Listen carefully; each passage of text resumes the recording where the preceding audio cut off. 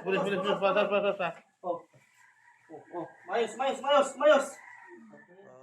Pinadapa ng mga pulis ang 4 na tulak umano ng illegal na droga sa Rodriguez Rizal at Karatig Bayan.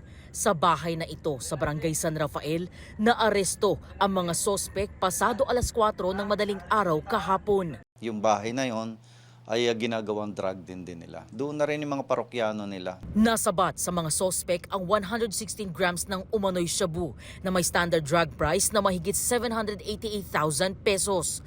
Target daw ng Rodriguez Police ang isang high-value individual na nakatakas.